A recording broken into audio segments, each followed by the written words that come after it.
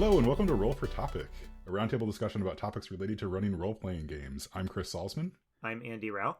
And this week we are joined by our 4-Pete, 5-Pete guest, Kyle Latino. I really want to change my name to 4-Pete, 5-Pete now. Yeah, 4-Pete, 5-Pete. Yeah, so Kyle's been on a couple times, but we wanted to bring him back on because he has something very exciting happening pretty soon. Or did it start yet? It's a Kickstarter. So as of this recording, it launches on Wednesday. To everyone else, that will be February 3rd. Okay. So it'll probably be it'll launch a little bit before this episode goes out, but it'll run until the 17th. So it'll run for 2 weeks as part of Zine Quest 3. Ooh. I don't know anything about this. Can you give the elevator pitch? Yeah. So Zine Quest is basically you have to launch a Kickstarter that runs for only 2 weeks for funding, and it has to be to fund a zine, a single color zine that is no larger than a piece of printer paper folded in half. Oh my goodness. Yeah, so Cool. It's like very small constraints. The idea is just to get people to actually kind of use Kickstarter for what it was originally supposed to do instead of kind of very expensive pre-orders with extra tote bags and stuff. But it has really gotten a lot. So it's for basically anything, but it's really getting a lot of support and action for the past 2 years. This is the third year in a row it's been going from the TTRPG community. Lots of people doing dungeons or launching games or things like that through this. That's super cool. I think the key to running a successful game Kickstarter is to have a lot of stretch goals, and each of them is like an entire different business model that must be mastered. So that's the most successful way to do it. Really want to start off on the right foot, especially if you're first time. Just like go all out. Yeah. So do you have your zine all mapped out, or as part of the challenge that you'll figure this out once it funds, or what? So I have half of it done. My project, which you can find at bit.ly/oldroadzine, all one word. It is for a zine called The Old Roads, and it is just a book of maps. So like the first heading on the Kickstarter page will just say, oops, all maps. There's no rules text. There's no like DC classes or stat blocks or monsters or anything. It's just beautiful, detailed, characterful, isometric maps that are perfect for boss battles, combat encounters, and one-shots. That's great. Wow. Yeah, are these, so you've been sharing a couple of maps, I think, along these lines in our Discord, and then you also have a couple up on itch.io. Are these going to be from that, or are they going to be brand new ones? They're going to be brand new and exclusive to the Old Roads zine. So if you want these maps, back this Kickstarter. So they'll be kind of smaller. Some of the other maps that I've been doing for my project on itch.io, my page is called Map Pieces is the name of the project. My itch page is Fantasy Fun Council. .itch.io. Yeah. I've got all the. I hope you're writing this down because it's really good. That's right. There will be a quiz at the end of this podcast if you can repeat all these URLs. And we'll also put it in the show notes for those of us who cannot remember things like that. Man, that sounds a lot handier than actually saying www.http. Yeah, well, Is this something that you have worked on in the past, or is this a brand new thing from the brain of Kyle? This is a brand new thing from the brain of Kyle, which may or may not excite or excel this at all. But the idea is I've wanted to do Zine Quest since I've seen it, and I was just like, this is the year. I'm just gonna put forward the time and get this taken care of. And I've really, really enjoyed making maps. I've been doing a map a week basically since the new year started. I think maps are a really wonderful way for me. Like when I was prepping my most recent game of White Plume Mountain for 5e, I basically just traced out the map on a piece of cooking parchment and then annotated that out on the margins. And I could basically run the whole game just from that because I knew what they were going to. So I could say you hear this, you feel this from the next room, and just spatially just being able to do that stuff. But I find a lot of maps to be not quite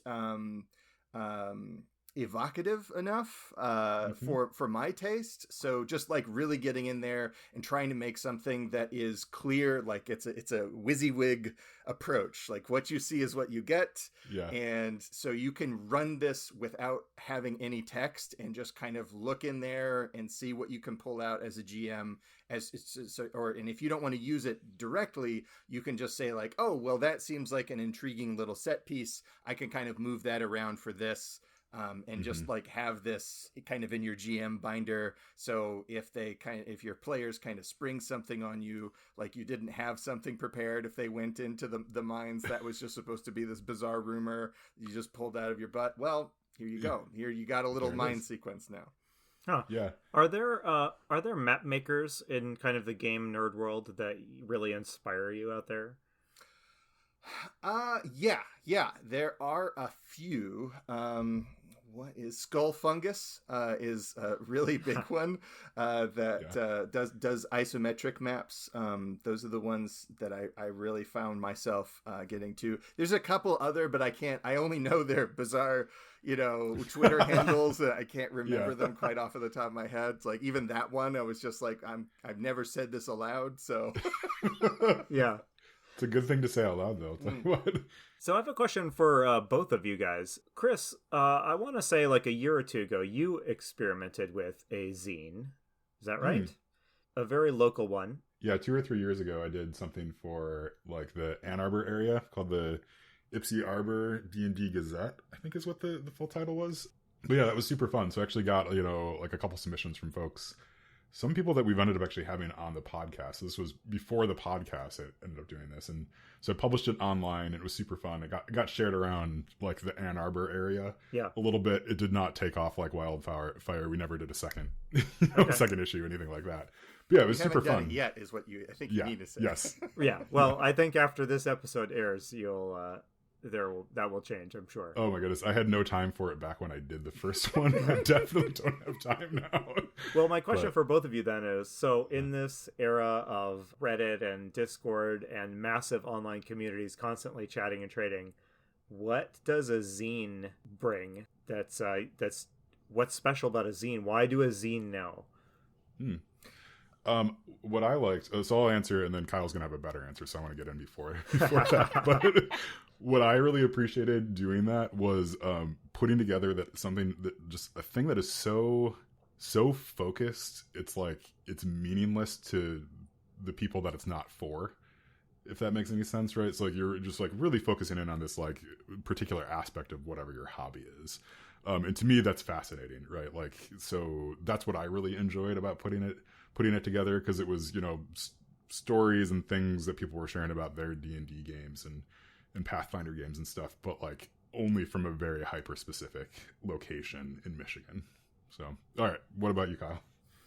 It's actually in the kind of the same neighborhood as what you said. Is constraints are really important. So the idea of making something that has a specific, size and needs, any font needs to be legible in that size. You're designing for this space. You're designing for this particular 2-page spread. And also just making kind of mysterious objects and putting them out into the world is also like, I think some people are having a lot of fun with that on the Discord with like the puzzle boxes and things that are coming out now. Yeah, what I like about it is I think there's also something about it that's like, it's very ephemeral, at least for what I was doing. Kyle, you might have different goals with what you're doing, but what I was doing, it was very much meant to be a thing that only existed in a very specific time and place. I have no expectations whatsoever that anyone's going to remember it in 5 years. I'm going to forget about it. Like, I'll probably lose the files for it at some point like that. And there's something really comforting about making a thing that's not meant to be part of your permanent record. Right. Like, whereas I think if you're posting on even Facebook or Reddit or these other places, there's a sense that like what you're making is you are creating this thing that's going to exist in the world forever. And like rejecting that a bit is really enticing. Yeah, zines kind of have this peculiar power to disappear, which is I think chiefly from where they derive their mystique. Yes, that's a good line. And I'm a member of a couple of like game communities, little niches within the game world, where where some of the zines that just circulated around in like the 80s or even earlier are like the most treasured things that people can come across because they're so ephemeral. They came and they went, and like having like an original like Xerox copy of your chain mail or something like that. Yeah. It's like, oh man. Exactly. Anyway, well, we could talk about like information and artifacts and things like that, I think, forever. But sure. We should maybe shift over to something else. So we'll drop some links to Kyle's stuff. Just to reiterate though, real quick, can you just repeat the name of the Kickstarter and how long it'll be going, Kyle? The name of the Kickstarter is Old Roads, and you can find that again at bit.ly/oldroadzine. And it will be running from February 3rd to the 14th. And after the campaign closes, the PDF, as soon as it's done, will also be available for sale. But as far as if you want the zine or the limited number of invisible maps I'm going to be drawing that will only appear under certain chemical processes, you will have to come to the Kickstarter for that. Oh my goodness. Okay. Yes. I'm really pulling an Elrond with this. I can't wait. Yeah. I'm there day one, I guess. Yeah. So you sold me on whatever random tier you have for those. So. Yeah, well, let's get into what the show is nominally started to be about, which is rolling on our table of topics and picking something to talk about for the day that isn't just Kickstarters and mysterious artifacts from the 80s. Yeah, so Kyle, if you want to, we have a D10 table of topics. If you want to roll a D10, we're going to pick a topic to discuss. All right, here comes that beautiful ASMR. Oh, yeah. I rolled a 4. Okay, you know what? Before I tell you the result of your die roll, I would ask you a question I haven't asked in quite a while on this show, but I used to grill all the guests about it. Is there anything special about that D10 you just rolled? Yes. Actually, Christopher Salzman bought me this D10, and it was for a geekend. A weekend where all of us geeks from college got together, and he asked everybody what their favorite color was. And I said the color of heartbreak. And so he brought me this beautiful set that is deep red with black numbers. Oh, that's wonderful. Is the one like a little picture of Chris's head? I didn't do it. I mean, if you squint, Chessex didn't have that. It kind of looks like a 1 to me, but I guess it depends on how you see Chris. Okay. Yeah. Well, at any rate, the heartbreak die. What a wonderful story, by the way. The heartbreak die rolled a 4, and that means the question we will be discussing today is: how do you handle luck, second chances, or supernatural intervention in your games? Ooh, that's a good one.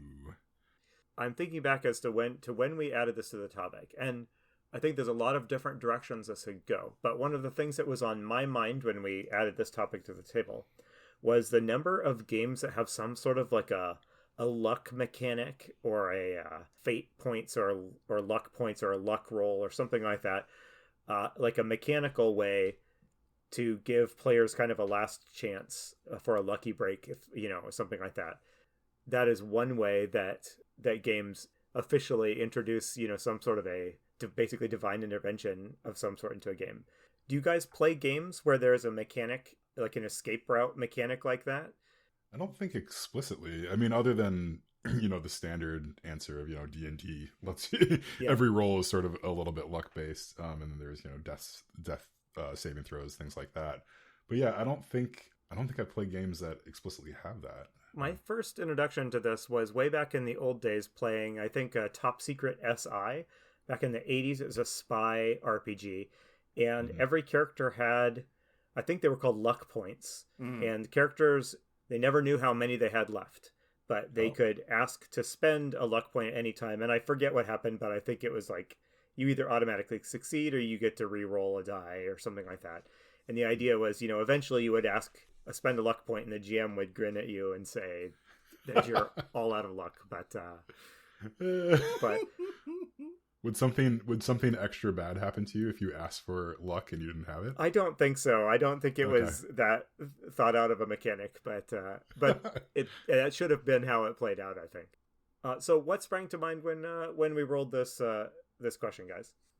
I was thinking about a game that you ran, Kyle, years and years ago. We were playing the Pathfinder starter set. Yes. You probably don't. You might remember this. I don't know. Remember if it was my character or someone else's, but they asked for help from their god, and you had them roll, and they rolled a natural 1 on it, and so you had their god show up and lie to them and tell them the wrong information. Did they know? Did the player I think know they they were being might lied have. to? We were. I mean, the group we were playing with was it was a natural savvy enough one. with role playing. Yeah, so Yeah. it's like it was with the result, like metagaming, everybody knew. But but everyone was a good sport about it, and I think kind of went along with this information. Yeah, but that was very much a defining moment to me, because I mean it was the very first time I think we were actually playing like Pathfinder or D&D, because we'd played a lot of games like similar to that, but none of the actual ones, and it was just really interesting. Like, oh yeah, like you like. Why wouldn't you like you can't trust all the information that's given to you, and especially with the information given out by someone's god, right? This like calling on supernatural intervention, and it's like you get the wrong information, and that's super fun, right? Because as you said, the metagame, like we knew it was wrong, but like if you go along with it, it's more of an interesting narrative. Oh, I was gonna say, I think what immediately came to my mind was like halflings luck and stuff. I think that's still in some version of or subclass for 5e, this idea that halflings are specifically lucky because of this idea that's why they got Bilbo Baggins on the on the, because they didn't want only 4 or 13 dwarves. They needed like an extra lucky person on that. Which is really cute. It has nothing to do with like a racial feature, but it's kind of like a way to celebrate that. But this idea that you get some kind of extra re-roll or something like that is because, like with dice, everything is based on luck to some point. A D20 is very swingy, but the idea that there needs to be some mechanical way to make someone more lucky than another one by giving them like a re-roll or a bonus or something like that is really interesting for something that's already based on dice. I think it can make thematic sense to do it, to have a sort of extra luck function for something like a halfling or something where there's some in-game reason you might want to model that someone is lucky. But I often, when I see, a mechanic that's like, give the players one last chance to, re-roll something, part of me thinks it seems kind of fun, but part of me thinks, is this an attempt to correct for a basic problem in these games? Yes. Yeah. The answer is yes. Yeah. I don't know. I feel like it's an attempt maybe in some cases to answer that, like, what do you do when the dice just like wreck your fun or take the game in a direction you don't want it to go? But either because of the group you're playing with or the game you're playing, you don't feel like you have the option to just say, hey, this die result is really gonna harsh my mellow. Can we do something different? Yeah.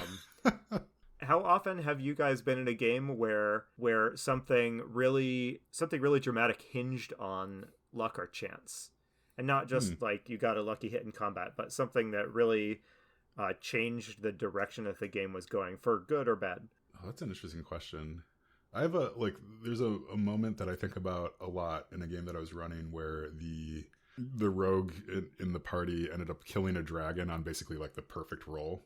Right? It's like they rolled a hit and then they rolled their damage perfectly and took it out, like, down to the hit point, like that. And that to me was like a good, it showed me that like sometimes relying on luck or fudging or giving them a second chance and stuff can actually rob the game of something, right? Like if I'd been thinking about like, oh, well, I can give him a second chance or I can give him some sort of other way out of this, like it would not have given the rogue that opportunity to like have that really cool moment that they had. So to me, like when we're like thinking about this, like my mind just keeps on getting drawn towards the times where like the mechanics supported it rather than like me handing them some sort of second chance.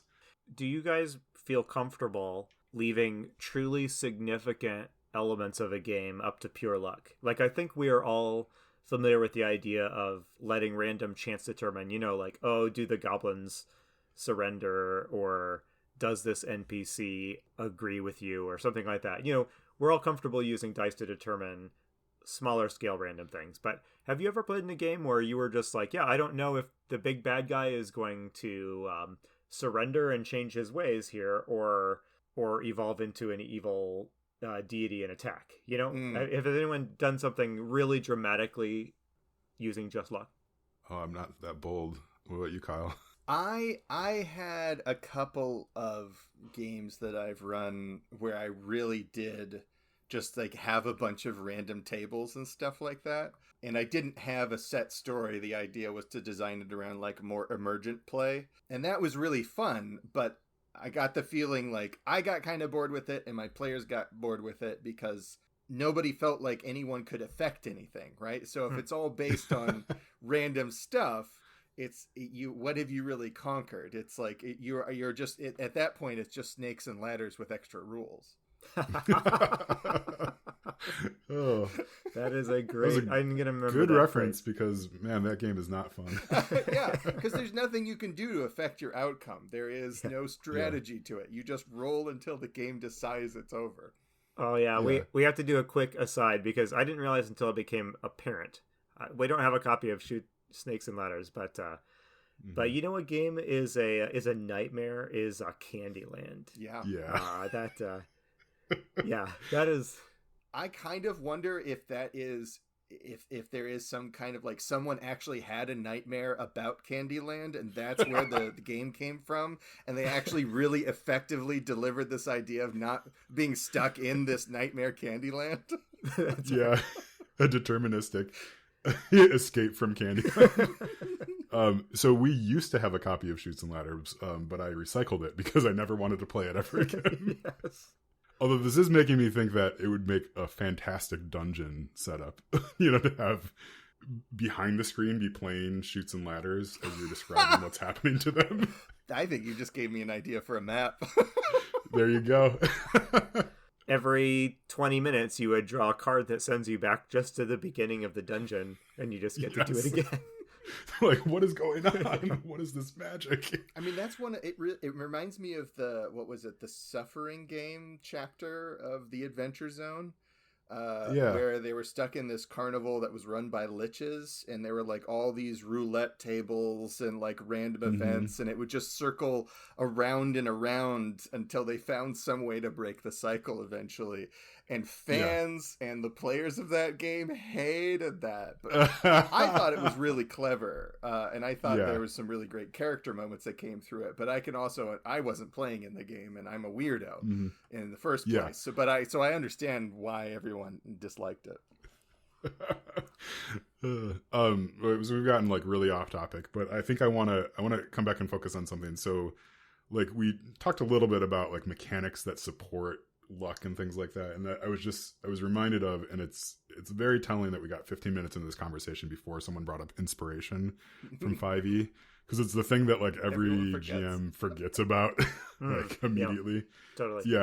Yeah, so I mean it's a super cool idea, right? Like, so the idea that you can occasionally hand out this token to a player and then later on they can use that to create their own luck. They can roll with advantage just on any roll that they want to later on, so I mean it's clever, and the times that I've used it have been really fun, and it's great for the players to be able to do it.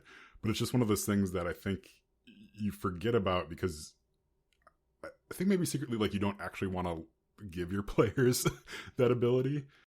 There's nothing in the game that actually like naturally clearly triggers the reward of inspiration. If everybody got inspiration on a long rest, I think people would use it. But that's flavorfully that doesn't work out that well. I'm positive on one of the times that I have been on the show, I have talked about Dream Askew, but I think I'm going to mention it again because I think more people need to play that game. It's a Powered by the Apocalypse game, except it uses no dice. So the way that you get tokens that allow you to use your super cool moves is you have to allow bad things to happen to your character in the first place. Okay. So you are entirely in charge of doing that. So you have to kind of allow for failure, allow for and say like, this is the moment where I'm going to choose my failure move for my character, so I can kind of come around and do that. And that's it's the opposite of luck. But it simulates luck narratively and actually does a better job of pacing it out as opposed to because you can still blow like inspiration or a luck roll, and even in this top secret game, and you still whiff it. You still roll double, ones or something like that. It's like, well, that was the opposite of lucky. Yeah. Yeah, that's my mind went to that same idea, that the problem with inspiration in D&D is that sometimes as GM you'll remember to hand out inspiration and sometimes you won't. So there's no, Kyle used the word pacing, and if the players don't know the pace at which they can expect to get inspiration, it wrecks the economy. It makes it very hard for them to decide when to do it. I think about Fate, which I think has a better way of implementing this. Fate makes a lot out of giving players like points that they can use to reroll dice or to give themselves advantages. But the reason it works is there's some incredibly explicit ways that players know how to get those points. And they also know that like getting those points is a major part of like the game engine.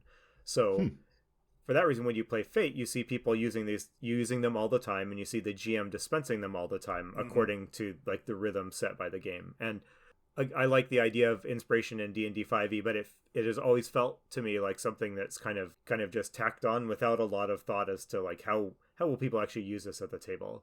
I mean, it's a good idea. I think there's something. I think there's something to it. It's just I don't know. I rarely see people using it and I always forget to hand it out. So it sort of smacks of, because there aren't rules, like it can end up being like a favoritism thing. I think like oh, like you made me laugh really well, so like here have a treat. Like, right, yeah, and then that just like there creates some odd dynamics, I think, at the table, unless you're very good about like trying to find that moment where every player around the table has done something cool to give them inspiration. Yeah, like that. I really don't like systems that are like, oh, you reward good role playing with like a point or whatever. It's like, oh, I don't want to do that. I can't be the arbiter. Yeah. Of that. There's so I was just thinking about in Blades in the Dark, there's the concept of a devil's bargain, which is a bit like luck. So the players, or even you, like the GM, can kind of introduce this additional tweak to whatever's happening, so that you're rolling to figure out your consequences and things like that. So this devil's bargain can make it a little bit easier for you to succeed, but something bad can happen.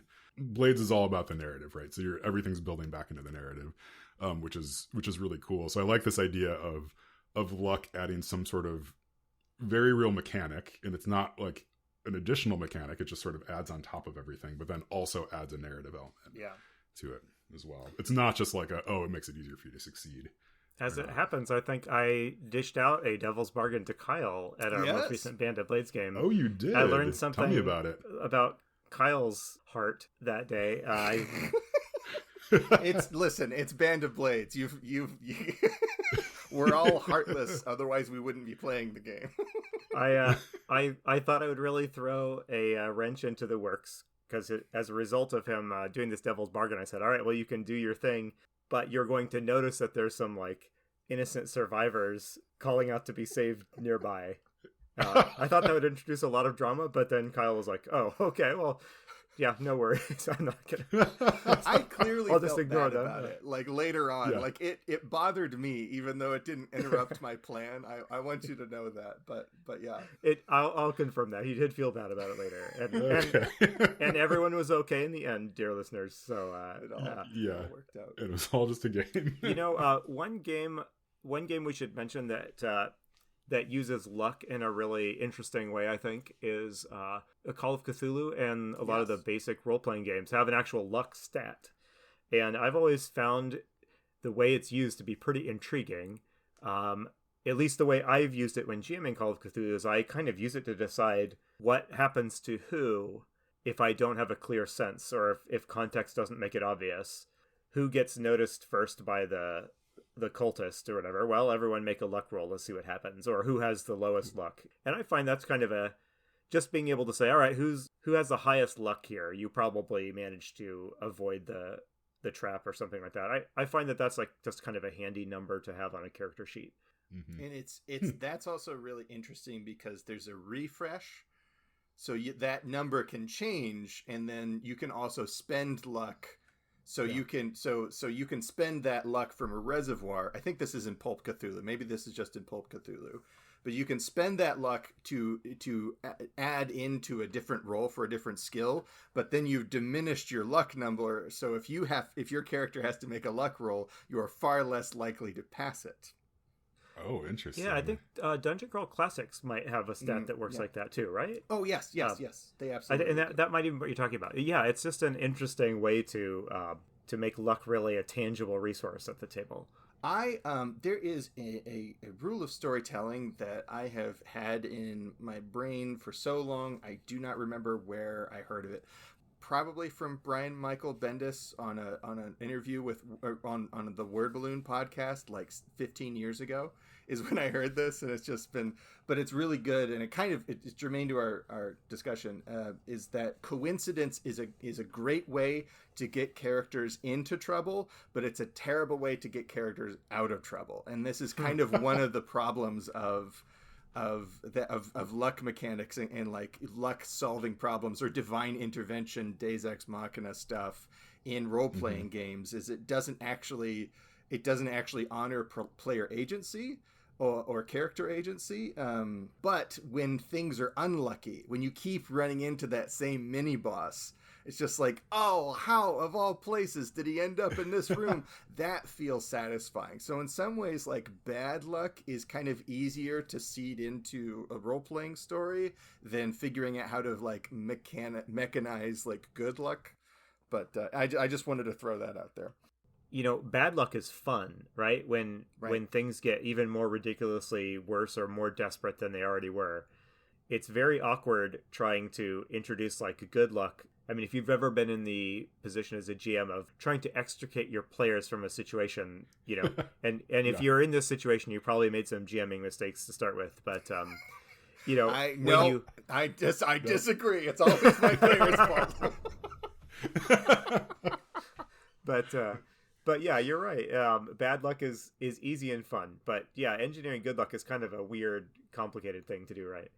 Thinking about the divine intervention part of this question, or the supernatural intervention, first of all, it's making me think about Hades, the video game, which like we'll probably be talking about Hades every episode from here on out. But yeah, like there's just this like in that game in particular, right? Like every time you're entering the dungeon, it's a roguelike, so you're kind of playing the same dungeon over and over. You get these boons from the gods. Like going back to what you were saying, Kyle, about like coincidence is kind of fun at the beginning, but not as a way to get out of stuff. Right? So you get these boons before you go in. It's not something that happens like right before you die or things like that. But it's interesting to have this like supernatural intervention to come in because it changes your constraints in that game in very interesting ways. Every time you go in, it's like, oh, like now I have this power, so this is going to really change how I might approach it. So like thinking about supernatural intervention with like tabletop games and stuff, I think that's where it's most interesting if your god shows up, is like it gives you a piece of information or some sort of like new tactic that you can take into your next scenario. It doesn't necessarily just like get you out of a bad situation. If that makes sense. It's not like, oh, yeah. Yeah, that's really interesting. It's kind of like the god is saying, yes, you're going to need my help for this, so I'm going to give it to you up front. Because I'm not going to be able to help you when you're bleeding out. Yeah. That's kind of like, yeah, the gifts of Aslan in the first Lion, the Witch, and the Wardrobe book is like, yeah, you know, hey, here's this filter, but in one drop will heal people, but you only have like 3 drops total. Like, so magic items is a great way to do, it's like seed divine intervention in the first place. It's like you have this dream of your deity giving you all this cool stuff, and you wake up and it's in your backpack or something like that. That's a cool way to kind of handle that. But so there's still agency, but it's like really wonderful. And in both of those examples, like both the Hades the video game and the Lion, the Witch, and the Wardrobe, you know, that good luck that's given to you actually it comes with some pretty big constraints.